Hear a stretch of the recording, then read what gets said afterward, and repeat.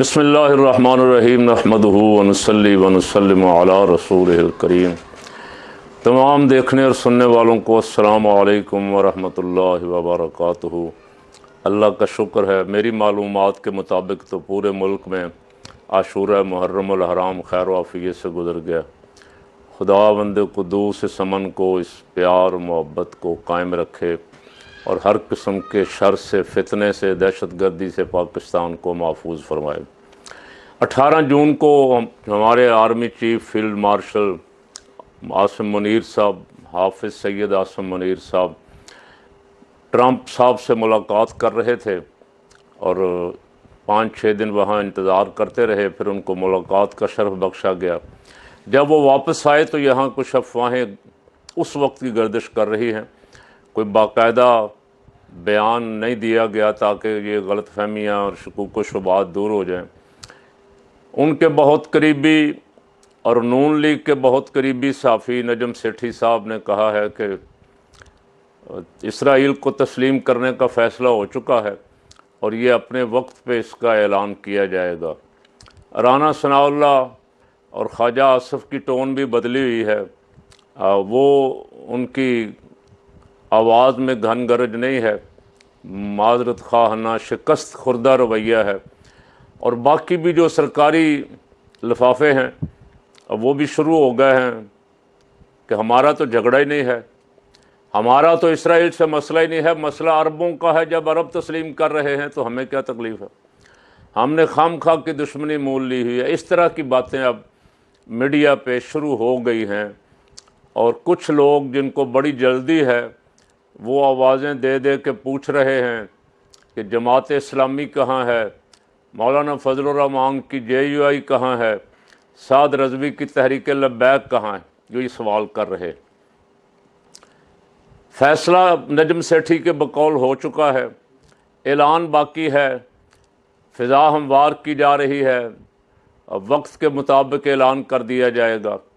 اور کچھ افراد یہ بھی کہہ رہے ہیں کہ مشرف بھی مان آیا تھا کہ ہم اسرائیل کو تسلیم کر لیں گے، باجوہ بھی بہت راضی تھا، خان نہیں مانا، اور اب پھر ہمارے حضرات جو ہیں یہ جب تک ان کی زبان سے نہ سن لیں اس وقت تک ان کے کسی ترجمان سے نہ سن لیں، یقینی تو نہیں کہا جا سکتا، لیکن پاکستان الحمدللہ دنیا اسلام کا لیڈر ہے، زبانی کلامی نہیں، عملاً لیڈر ہے۔ ایران کے بھارت کے ساتھ اچھے تعلقات تھے، ہمارے ساتھ نہیں تھے، اس کی وجہ وہ بہت ساری وجوہات بیان کرتے ہیں، میں اس پہ اس وقت نہیں جاتا۔ اس کے باوجود جب ایران پہ حملہ ہوا تو پاکستانی من حیث القوم ایران کے ساتھ کھڑے تھے۔ فلسطین پہ حملہ ہو، پاکستان دور ہے، عملاً کچھ نہیں کر سکتا، کر سکتا ہے اگر کوئی جرأت مند آدمی بیٹھا ہو، کوئی دلیر آدمی بیٹھا ہو کسی اہم سیٹ پہ تو سب کچھ کر سکتا تھا، لیکن کہا یہ جاتا ہے کہ ہماری سرحدیں بھی نہیں ملتی، ہم فضائی ایئر بیسوں کے حساب سے بھی ہمارا سفر بنتا ہے بڑا، ہمارا بنتا نہیں۔ ہم 50، 60، 70 ہزار فلسطینیوں کو شہید ہوتے ہوئے بھی دیکھ رہے ہیں، عوام کا غم و غصہ بھی دیکھ رہے ہیں، عوام کی اسرائیل کے خلاف نفرت بھی دیکھ رہے ہیں، صرف پاکستانی عوام کی نہیں، عرب عوام کی بھی، ترکی، ایران اور جتنے بھی اسلامی ممالک ہیں، نہیں آگے چلیں، غیر اسلامی ممالک بھی جنہیں ہم کہتے ہیں وہاں کے عوام میں بھی نفرت ہے کہ چھوٹے چھوٹے بچوں کو قتل کیا جا رہا ہے، ناحق خون بہایا جا رہا ہے، امدادی کارکنوں کو ذبح کیا جا رہا ہے، امداد نہیں پہنچنے دی جا رہی۔ انسانی تاریخ کا بہت بڑا المیہ، ہزاروں کی تعداد میں اب تک بچے، جوان، بوڑھے شہید ہو چکے ہیں، لیکن ایسے حالات میں اسرائیل کو تسلیم کرنے کی باتیں کرنا، اسرائیل کو تسلیم کرنے کا ماحول بنانا، اسرائیل کو تسلیم کرنے کے لیے ذہن سازی کرنا، اور یہ پتہ پھینک تماشا دیکھ والا حساب کرنا، اس سے زیادہ شرمناک اور کام کوئی نہیں ہو سکتا۔ جو بھی کر رہا ہے، نون لیگ والے کر رہے ہیں، نون لیگ کے لفافے کر رہے ہیں، یا کوئی اور کر رہا ہے، اس پہ جتنا بھی ان کو شرم دلائی جائے۔ اور میں تو حیران ہوا ہوں یہ سن کے بھی کہ دینی جماعتیں غزہ کے لیے بھی نہیں نکلیں۔ ہاں، یہ سن کے حیران ہوا ہوں کہ دینی جماعتوں کو کہا گیا کہ آپ تھوڑا بہت احتجاج کر لیں غزہ کے لیے تاکہ لوگوں کا غصہ ٹھنڈا ہو جائے، تو ایک آدھی جماعت کو 2-3 جلوس نکالنے دیے گئے، اور کو 2-4 دینی تنظیموں کو اجازت دے دی گی کر لیں بھائی۔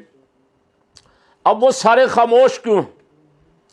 قوم اور ہمارے جیسے دینی کارکن سب ان کی طرف دیکھتے ہیں کہ یہ جو کسی صورت بھی صہیونیت، سامراجیت کو برداشت نہیں کرتے، یہ کیوں خاموش بیٹھے ہوئے؟ میں بھی سوال کر رہا ہوں ایک کارکن کے طور پہ، لبیک والوں سے بھی کر رہا ہوں، جماعت اسلامی سے بھی، فضل الرحمان سے بھی، اور ڈاکٹر زبیر سے بھی۔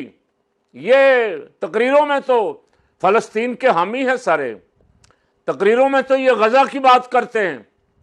ان کو مؤدبانہ درخواست کرتا ہوں کہ یہ آل پارٹیز کانفرنس بلائیں اور مل بیٹھ کے تمام دینی جماعتیں اپنے مسل کی اختلافات بھلا کے اسرائیل نامنظور تحریک کے لیے نکلیں۔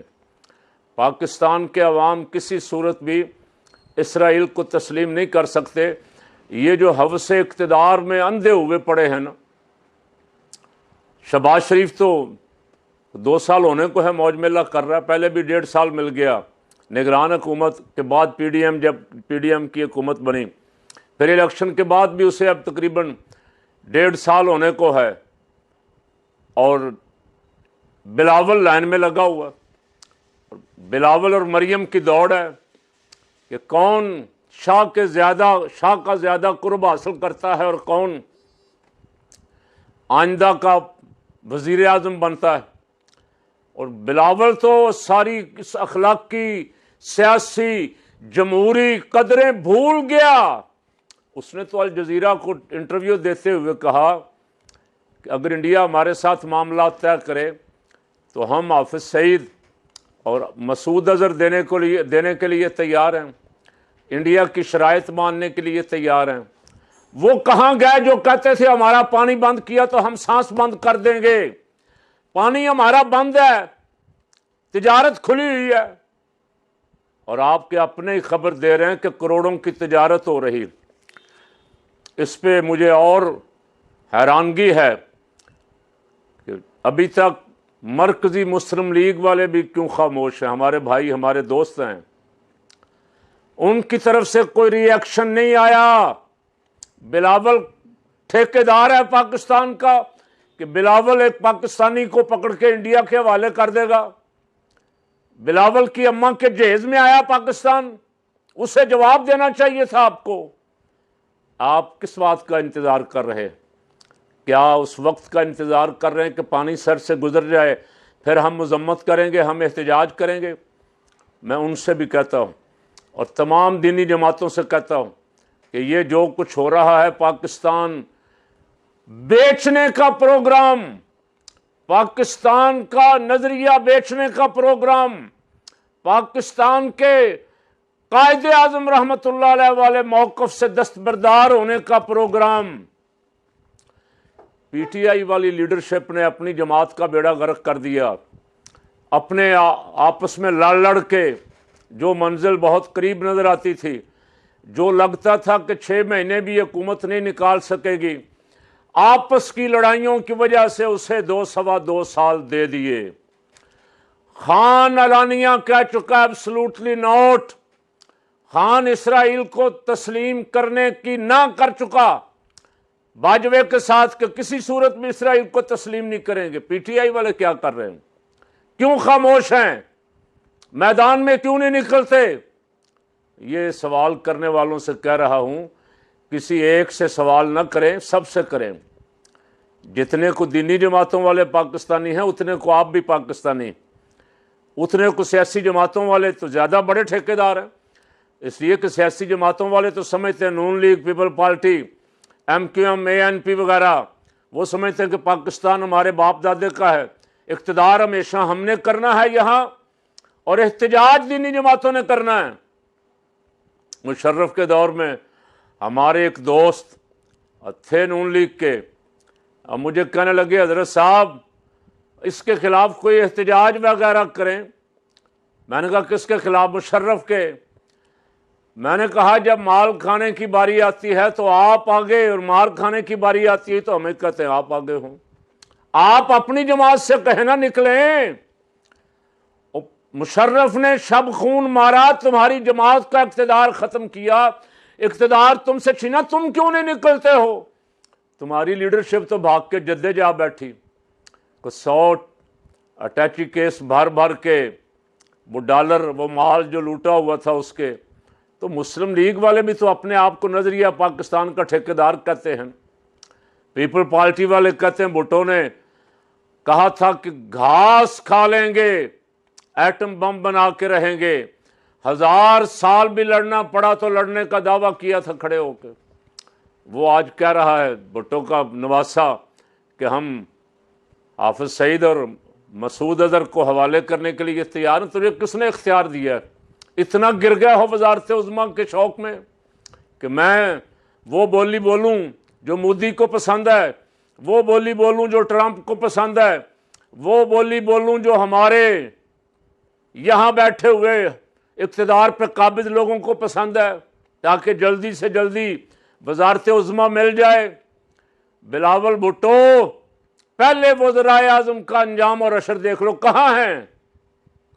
आज नवाज शरीफ ऐसे हो गया जैसे शरीफ ख़ानदान और नून लीग से उसका कोई ताल्लुक़, कोई रिश्ता और कोई जमाती ताल्लुक़ भी बाकी नहीं रहा।